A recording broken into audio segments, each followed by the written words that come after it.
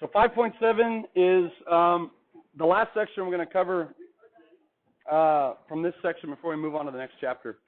Inverse trig functions. Inverse trig functions. So if you get rid of the first word, it's just trig functions.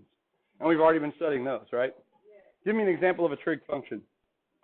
Trig being short for what? Triggy? Trigonometry or trigonometric, yeah. Give me an example. Tangent. Like that? Or this, tangent, a British guy that sunbathes. Okay, no. Functions would be more like f of x equals, and then tangent of x. Good. So there's an example. And there's how many others? 5. Good. So this is our input, right, our independent variable for a trig function, and it represents a what? An angle, right? So we input an angle into a trig function, and when we take the tangent of the angle, the output, the f of x itself, or the tangent of that, ends up being a what? It's a ratio. Good. Remember, I told y'all to never forget to remember that a tangent or a secant or any trig ratio is a ratio of 2 of 3 of the sides of a unique right triangle that is formed independently by our choice of theta. Yeah? Good. And tangent measures the vertical to the horizontal. All right, so what does then, in general, an inverse function do to any function? Not necessarily flips it, reverses it. That's a better word. So if I have the function x squared, and I take an input and I put it in, like 5, I get 5 squared, which is 25. The inverse function would get me from my 25 back to my 5. Right, so an inverse function undoes the work of an original function. So that's what we're going to be studying right here. So just to kind of summarize once again, a trig function, the input is an angle and the output is a ratio. And we're going to undo that work. So here's a quick example that'll kind of review us and set us up for inverse. And you had a question like this on the test, but it was from the unit circle. If sine of theta is equal to 5/7, solve for theta. And here it says theta has to be between 0 and 360. So remember, this tells us two things. First of all, it tells us that our angle has to be in what? Degrees. And we're looking for the solutions that fall within one positive rotation. So mathematically, I need to get theta by itself. How do I get theta by itself? In other words, how do I undo taking the sine of something? The inverse sine, right. So the inverse sine, and we've done this before, the inverse sine operation, not function, the inverse sine operation, we denote it as sine to the negative first. That's not the reciprocal of sine. We reserve that for inverse notation. So if I take the inverse sine of both sides, it has to go on the left. So it's always inverse sine of something and inverse sine of something.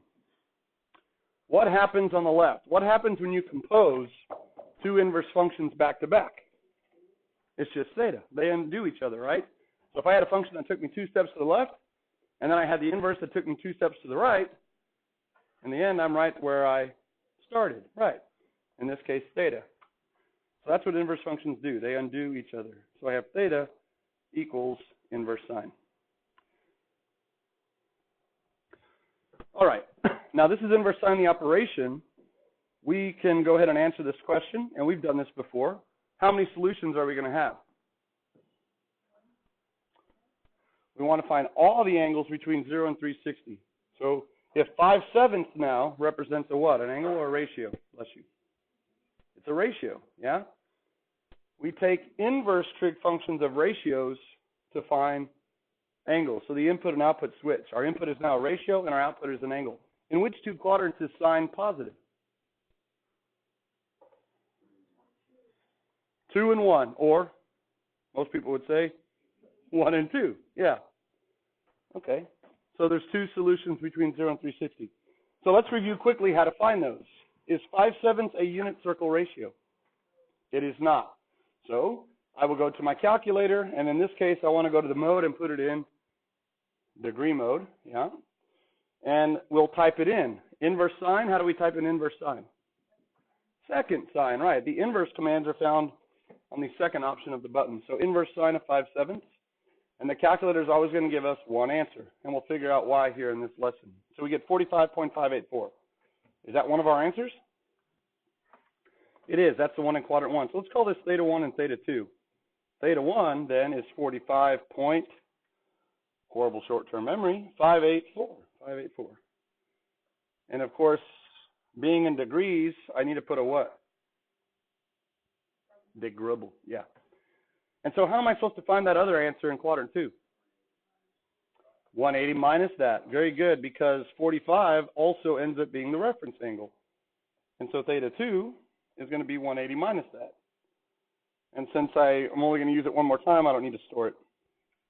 180 minus the answer is second negative, and you get the other answer to be 134.415. Awesome. So I'll write that down. Now, had I not told you that we were finding all the solutions between 0 degrees and 360, how many solutions would there be? Infinitely many. Yeah, there are infinitely many angles whose sine is 5/7. There's 2 within one rotation. There'd be 2 that are another rotation away and 2 more. So in general, all the solutions, if we wanted to write it, we could say it's going to be theta equals 45.5, oops, let me write 45.584 degrees. And then how could I get all the others that are coterminal with that one? Add 360 or multiples of it, right? So where n is an integer. So that gives you all the angles that are coterminal with that quadrant 1 angle. And then we would have to have the other one, 134.415, and to get all of its coterminal angles, same thing, right? So those would be the 2 equations that would be needed then to generate all the solutions. All the solutions. Okay, so does anyone see then a problem with defining the inverse sine now as a function? If I call now not sine, but inverse sine of x, f of x, let's see what happens to the inputs and outputs. Your input x now is not an angle, but rather a what? A ratio. And we take now inverse sines of a ratio to find an angle. But what do you know about a function? What's the rule of a function? The cardinal rule of a function. For any given input, there can be at most how many outputs? 1. And we just had an input of 5/7. And how many outputs did we say existed? Infinitely many. Now, I'm not really good with comparing things, but is infinitely many more than 1? Yeah, it is. Oh, boy. So how can we then get away with calling inverse sine of x a function? Because that implies that for any given ratio, there's only what? 1 at most angle associated with it. How can we do that? The calculator doesn't seem to have a problem, right? When we type in inverse sine of 5/7, the calculator is always going to give us one answer. And which one was it? It was the quadrant 1, 45 point something. So if the calculator can do it, maybe we can do it. We just have to figure out how and why. All right. So if we try to evaluate the function 5/7, we are going to get more than one solution. So here's what we're going to do. We're going to talk about when a function has an inverse that is automatically a function. And it has to do with this idea right here, a one-to-one function. Y'all remember what a one-to-one function is? One input leads to one output, and one output comes from only one input. Right. So, like if you have the graph of x squared, is x squared a function? Yeah, it is. But is it one-to-one? Being a function means each x maps to only one y value. So you plug in a 5, like I said earlier, you're going to get out a 25. But does every output come from only one input? Think of the output of 25. There are 2 numbers that when you square it give you 25, namely 5 and -5. So one-to-one functions have to not only pass the vertical line test, but they have to pass the horizontal line test. And does x squared pass the horizontal line test?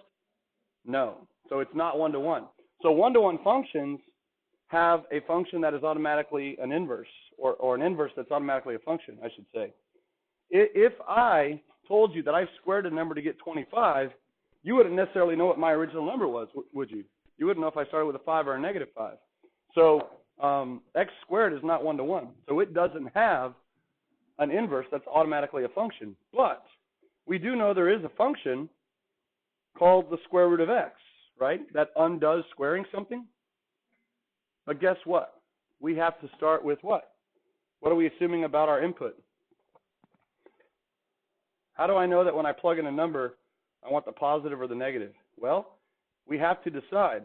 If I take x squared and I just look at this part of it, if I look at values of x that are strictly greater than or equal to 0, now is that piece 1-to-1? Yeah, in other words, I'm going to abandon this dotted line part over here. If we can all agree that x squared is not 1-to-1, but we're going to commit ourselves to looking at non-negative values, then if I square a positive number, like 5 to get 25, now you'll know for sure that the inverse is going to be positive 5 and not negative 5. Okay? And so if we, in other words, restrict the domain of a function that is not 1-to-1 to a 1-to-1 interval, then we can, as long as we agree on which values we're using, then we can define an inverse function.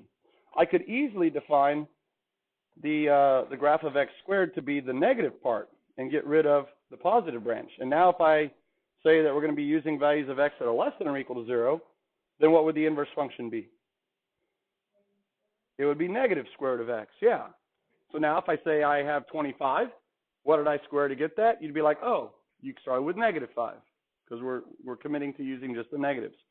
So if a function is automatically 1-to-1, like what's a parent function that we've studied that's already 1-to-1? What was that function? E to the x, right? E to the x is already 1-to-1. So we don't have to restrict its domain. What was the inverse of that? ln of x, good. And ln of x looked like this. It was also 1-to-1.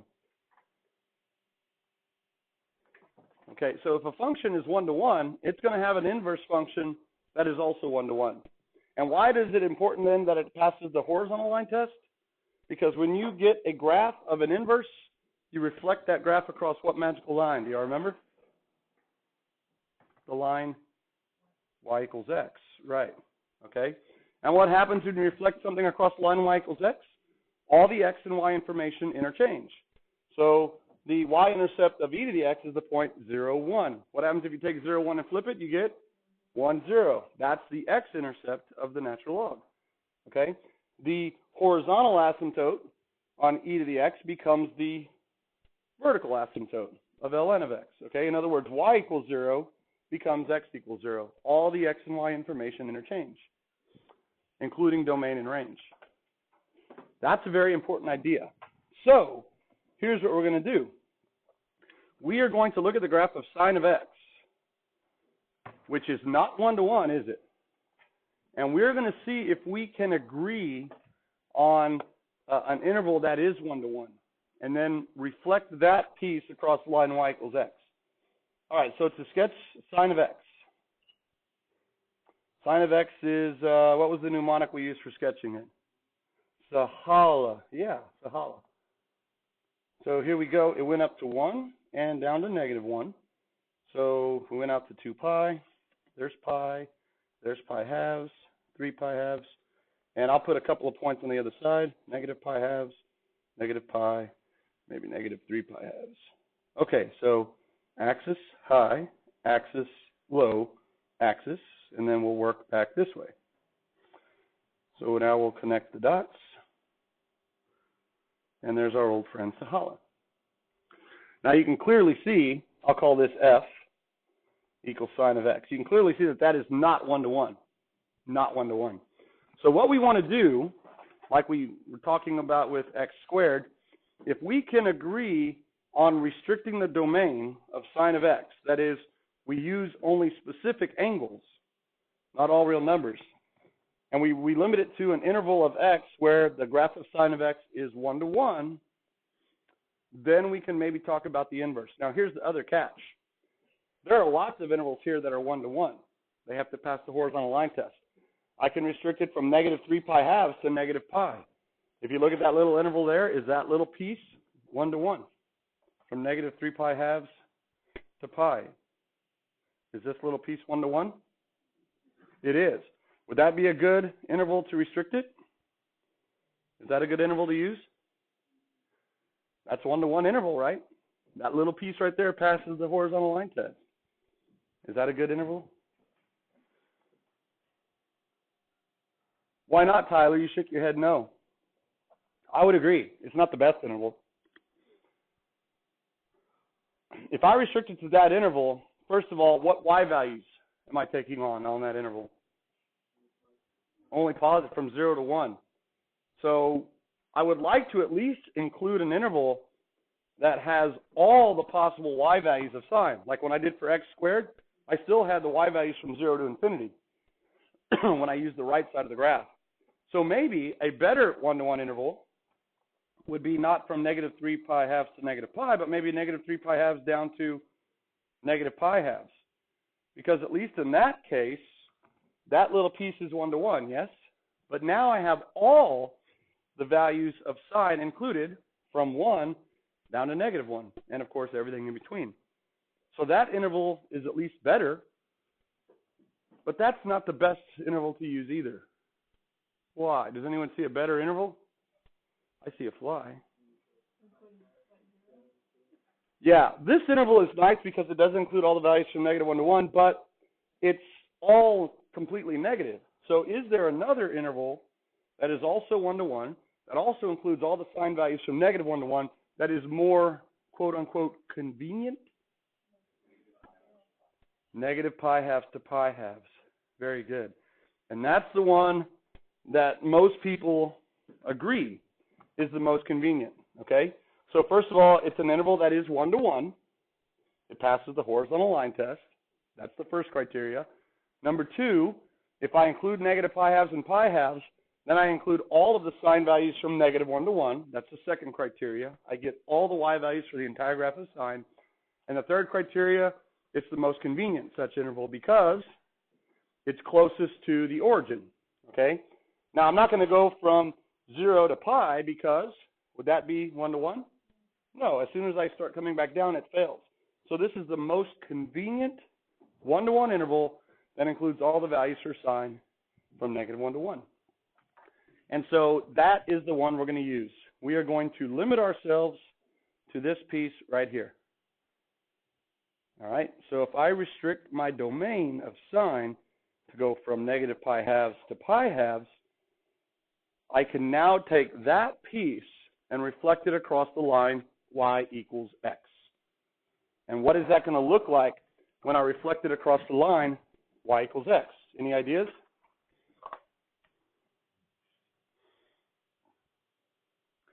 Any ideas? Will it still be 1-to-1? Yes, it will. It'll be a backwards S?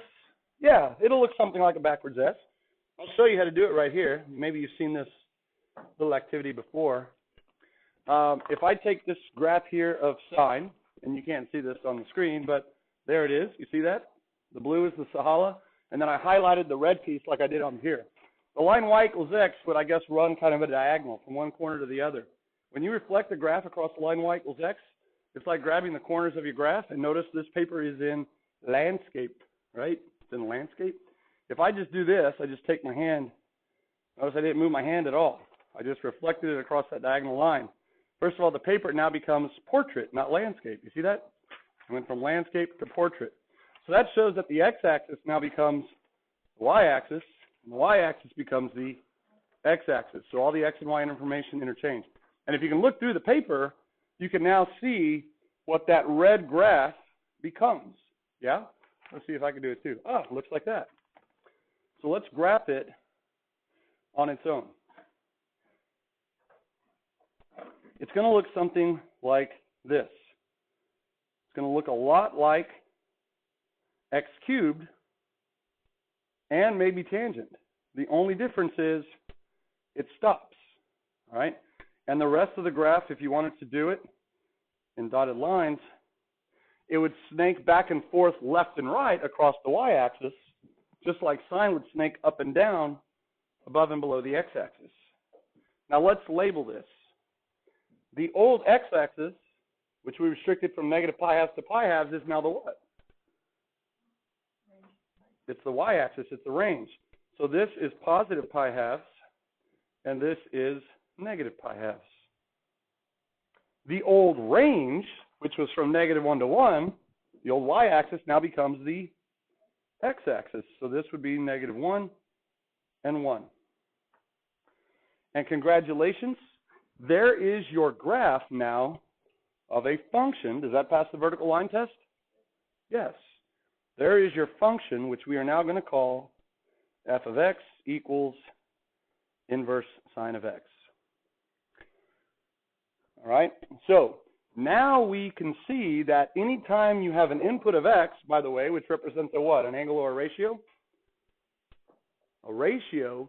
We're only going to get one output, and it's either going to be a positive acute angle, if it's a positive ratio, or it's going to be a negative acute angle if I start with a negative ratio. Okay? If you want to think about it on the unit circle, negative pi halves to pi halves is up here in quadrant 1. Negative pi halves is in quadrant 4, but we get there by going straight down to it, not all the way around. So you can think of this, which I'll call the half moon. The half moon. This is what we're going to call the range of sine. Now, sometimes we call it the principal value range. And what does principal in this case mean? It implies that there are, first of all, others, right? But this one is the principal one, or the main one, or the most important one. Yeah, so this does end up being the range of inverse sine, sometimes called the principal value range, or sometimes we just call it the PVR. Because you technically could restrict your graph of sine from -3 pi halves to negative pi halves, or from pi halves to 3 pi halves, or from 3 pi halves to 5 pi halves. Any one-to-one interval that spans from a high to a low will work. But what happens as you go further and further out? You get further and further away from 0. Okay, so your graph is going to be much further up. You're going to have one of these other branches. So this is the most convenient one-to-one interval. All right, so, yeah, go ahead. Mm-hmm.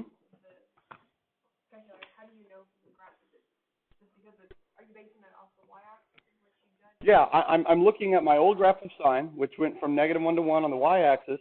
So now it's going to be -1 to 1 on the x-axis. We agreed to restrict it from negative pi halves to pi halves on the x-axis. When I reflect it across line y equals x, those numbers now become my y-axis. Okay, and so that gives me my graph. And notice it passes through the origin. So on the unit circle, not on the graph of the Cartesian plane, negative pi halves to pi halves is quadrant 1 and 4. All right, so for instance now, let's evaluate it. If I say what is f of 1/2, how would I evaluate the function? I'll plug it in. So that is now inverse sine of 1/2. But it's inverse sine the function, not inverse sine the operation. So how many outputs will I have? 1. Okay? And if you look at the graph, 1/2 is going to be right here. So my angle is going to be a positive acute angle. It's going to be in quadrant 1. So what is the inverse sine of 1/2? What is the angle in quadrant 1 where sine is 1/2?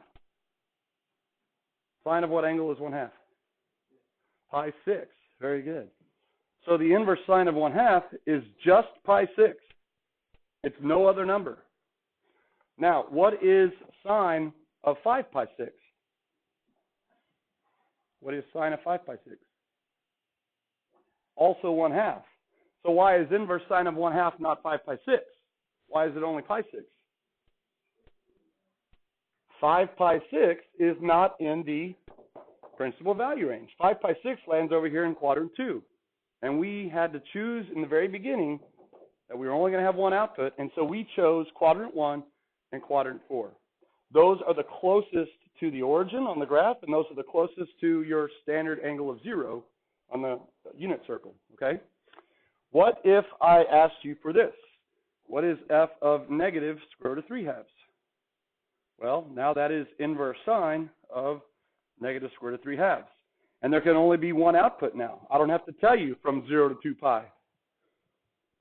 First of all, what quadrant are we going to be in now if I give you a negative sine ratio? 4. Good. Not 3. Sine is also negative in 3, but we don't want that. That's not in our range. So it's got to be in quadrant 4. So what is the angle in quadrant 4?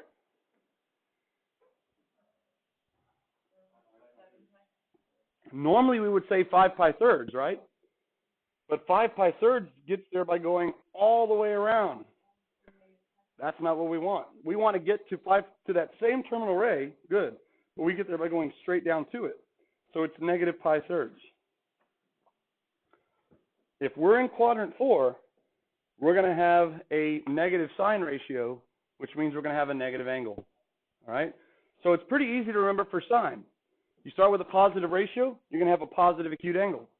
You start with a negative ratio, you're going to have a negative acute angle. All right? There you go. Let's see if the calculator, remember, has been giving us just one answer. Let's go ahead and type it in. I am in degree mode, so let's do this in degree mode. Second sine of 1/2. We said that it was equal to pi 6. What is pi 6 as a degree? 30 degrees. Let's see what the calculator gives us. 30 degrees! And let's do inverse sine of negative square root of 3 halves. Negative square root of 3 divided by 2. We said the answer was negative pi thirds. Pi thirds is how many degrees? 60. So that should be negative 60. Let's see what the calculator says.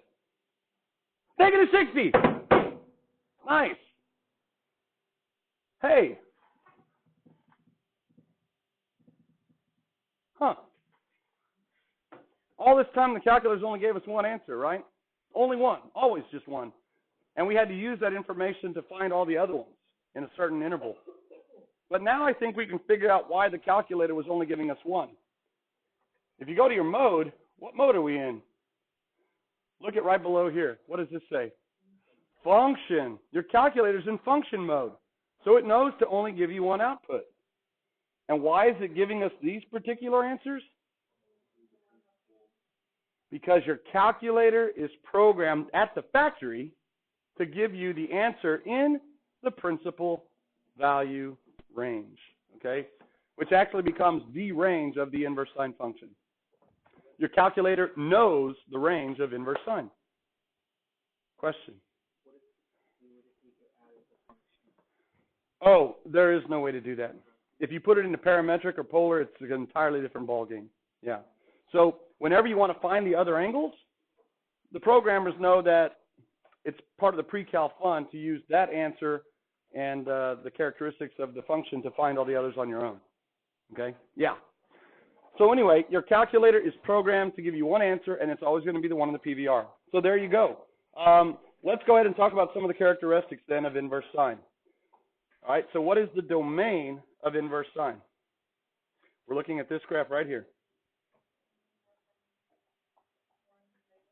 Yeah, negative 1 to 1. That was the old what of sine? Range, good. And the range of inverse sine, or the principal value range, is negative pi halves to pi halves. Excellent. Do we have any end behavior? The limit as x goes to infinity or negative infinity? No way, it doesn't exist. It doesn't go out past 1 or negative 1. What about any symmetry? This is still an odd function. It's origin symmetric. Good. Origin symmetry. So we know that then inverse sine of a negative input is equal to the opposite of inverse sine of the positive input. It's an odd function. It's a monotonic increasing function as well. All right. So the key there is to memorize the principal value range for inverse sine. It's going to be a positive acute angle if you have a positive ratio. It's going to be a negative acute angle if you have a negative ratio. Now, of course, there are some others. Very quickly here, let's do a couple of more. what would f of 0 be? Well, that would be inverse sine of 0. Sine of what angle is 0? 0, right? 0, yeah, sine of 0 is 0. What's sine of pi? 0. Why is pi not an answer? It's not in the PVR. That's your typical answer. It's not in the PVR, right? Okay, good. What is f of 1? Well, that's inverse sine of 1. Sine of what angle is 1? Pi halves. Okay. What sine of, are there any other angles whose sine is pi halves? Or sine is 1? What sine of pi halves? 1. Is pi halves in our range? Yeah, it's the upper bound. Guess what inverse sine of negative 1 is? Negative pi halves. So again, that's why we included an interval that contained all of the values between negative 1 and 1. All right? So, excuse me. Those would be the three that are kind of on the extremes. You have this one here, the one at the origin, this one up here. Everything else is going to fall by the same standards. A positive ratio, positive acute. A negative ratio, a negative acute. Okay, now let's summarize right here. The inverse sine function then is the function f of x equals inverse sine of x. And remember, x represents a what? An angle or a ratio? A ratio. We take inverse trigs of ratios to find angles. So the domain is negative 1 to 1. We have to use a legal ratio. And we're going to get an angle that is always between negative pi halves and pi halves, if there is an output. Some things don't have an output. Now, this is a very important thing. Inverse sine of x, we write it like that, is also known as arc sine of x. They are actually interchangeable. All right? And the reason that we have a separate notation is because of this. If I write sine squared of x like that, that means sine of x, the quantity squared. So you might think then, if you write sine to the negative first of x, that by the same logic, it means sine of x to the negative first. Now, sine of x to the negative first would be the reciprocal of sine, which is actually cosecant. Is it true then that inverse sine is cosecant? No, this is where it fails. We reserve the negative 1 exclusively for inverse. Any other number, when it's written like that, becomes an exponent, okay? So there is some inherent confusion with the notation, and that's why there is a separate notation to denote an inverse trig function. Now, you're not going to find arc on your calculator, but I tend to use arc actually more than inverse sine. And we call it arc because, remember, this is related to the arc length. A radian is the ratio of the arc length to the radius, right? And since we're finding angles, arc seems appropriate. Okay, let's evaluate this now very quickly, and we've already done a couple of these. So for f of x equals inverse sine the function, evaluate f of 1/2. What do we say it was? Pi 6. We're in radians exclusively, not degrees. Good. And that's because sine of pi 6 is equal to 1/2. What is f of negative 1/2? Well, that's inverse sine of negative 1/2. That is negative pi 6. Excellent. Or negative 30 degrees. Not 11 pi 6, right? We're in quadrant 4, but we don't go all the way around. We go straight down to it. What is f of negative square root of 3/2? Negative pi thirds, not 5 pi thirds. F of 1 is inverse sine of 1. We already said is pi halves, because sine of pi halves is 1. And what about this? F of pi is inverse sine of pi. Aha, very good. This is where I try to trick you. Sine of pi is 0. Sine of pi, the angle, is 0, the ratio. But inverse sine of pi is inverse sine of pi, the ratio. Can we have a sine ratio of 3.14? Your sine ratios have to be between what and what? Negative 1 and 1. There is no sine ratio of pi, so this is dne. Pi here does not represent an angle, right? It's just a number, pi, 3.14. Good. You can't have the short side 3 times bigger than the longest side. It doesn't work. So remember, your inputs now are ratios, and they have to be between -1 and 1. If they're not, it's DNE. All right, sweet. Let's go to the calculator now. If f of x equals arc sine, using a calculator, evaluate the following to 3 decimals. F of 0.82. Well, that's arc sine of 0.82. That's a positive ratio. We should get what type of answer? Positive or negative? Positive. Now, I do have to go back to my mode since I want my answers to be in radians. Let's go to radian mode. And now, how do I type in arc sine of 0.82? Second sine. It's the exact same thing, of 0.82. So that's my ratio. It's a legal ratio. So I should get a positive acute angle in radians. So that's 0.961. It's that easy. Okay? Your calculator is programmed to give you one answer and one answer only, and it will always be in the PVR. All right, f of -1/3. Yes, Tyler? No, let's put it, because I like that. It's fun to write that. Rad, or rads. That's fine. That keeps it in the context that it is an angle. Not a bad idea. All right, f of -1/3. First of all, is that a legal input for inverse sine? Is it between -1 and 1? It is. So I'm anticipating what type of number? A negative. I should end up with a negative acute angle. So, again, how do we type in arc sine? Second sine. Good. Of -1 divided by 3. And we should end up with a negative acute angle, negative 0.339. Or if you round 0.340, you would need that last 0. It's part of the accuracy, which is why I'm a big fan of truncating. All right, letter C, f of 3/2. That's not a legal ratio. So the answer should be what?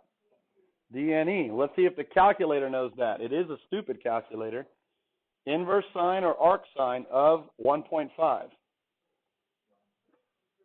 Oh, I did. That's going to give me an answer, and I'm not going to realize. I only put sine. Second sine of 1.5. Come on, calculator. Error. Domain. Haha, it knows. It knows. It knows that 3/2 is outside the legal domain for arc sine, which is what again? -1 to 1. Sweet. All right. So if you go to, what does it do? It says, okay, there you go. There's the problem. All right. Questions so far? You got it?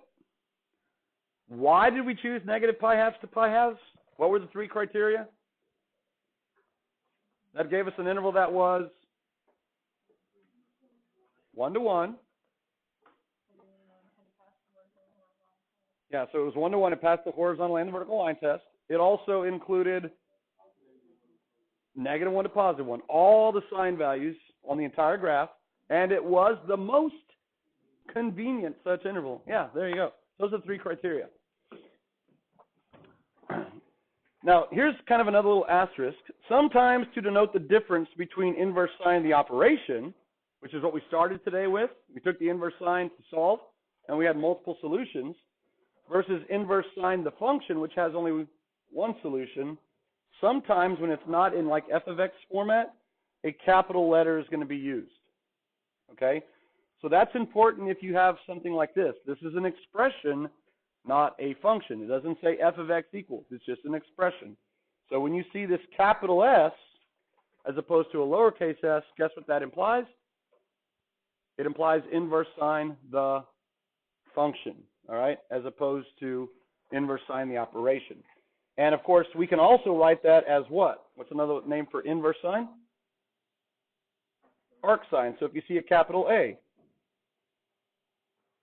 either one of these, as long as it's a capital letter, implies one output and one output alone.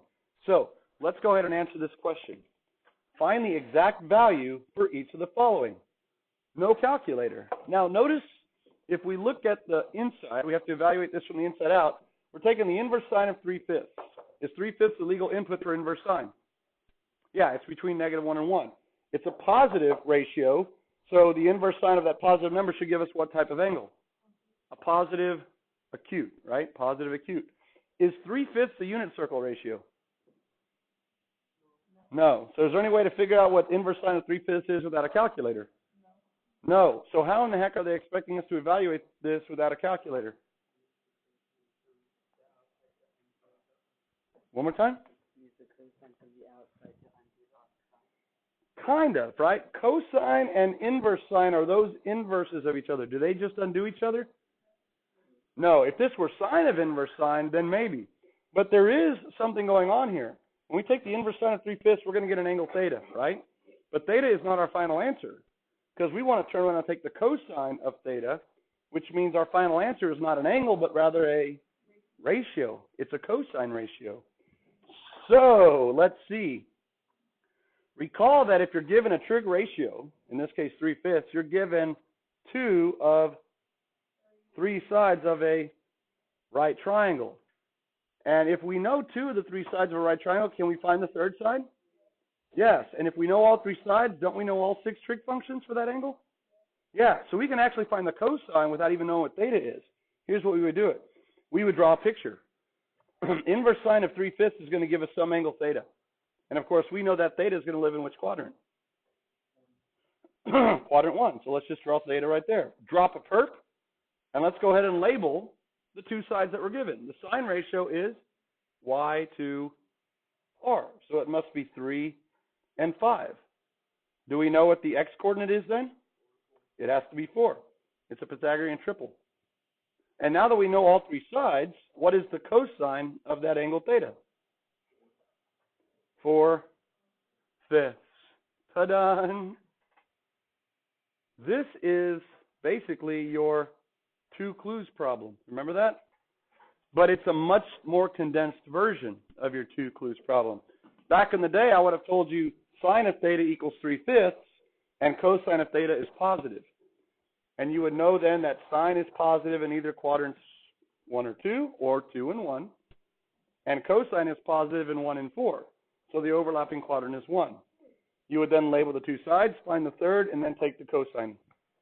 But in this case, I don't have to give you that second clue because you already know that inverse sine of 3/5 has to be only in quadrant 1 and not quadrant 2, because only quadrant 1 is in the PVR, the principal value range. Yeah. So this is a very easy, condensed way to ask a 2 clues problem. We don't even need to know what theta is. All right. You try this one then. This will be kind of your exit ticket for the day. Take about a minute and do this one. You could do it, and then we'll do it together.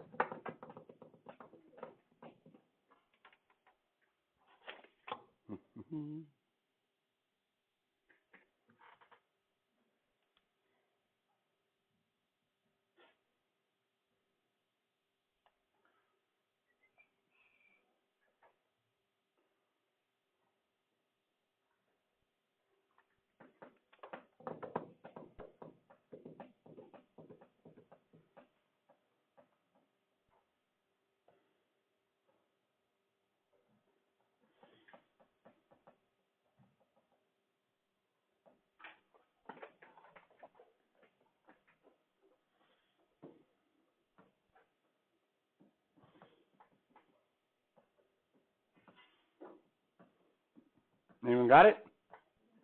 What is it? 3/4. Excellent. Here's how we know. Arc sine of 3/5 is going to give us some angle, and because 3/5 is positive, it's going to be some quadrant 1 angle theta. We don't really need to know theta because we want the tangent of theta. So we're going to start with a ratio, and we're going to end with a ratio. We label the sides. That's 3, that's 5. Again, it's a 3, 4, 5 right triangle. Now the tangent of that same angle theta is y over x, which is 3/4. And it's that fun. It's that easy. It's fun easy. Yeah. All right. Tomorrow we'll warm up with this one, and then we're going to meet the graph of inverse or arc cosine, and then we're going to meet inverse and arc tangent. And those are the only 3 that we're going to meet. Sweet.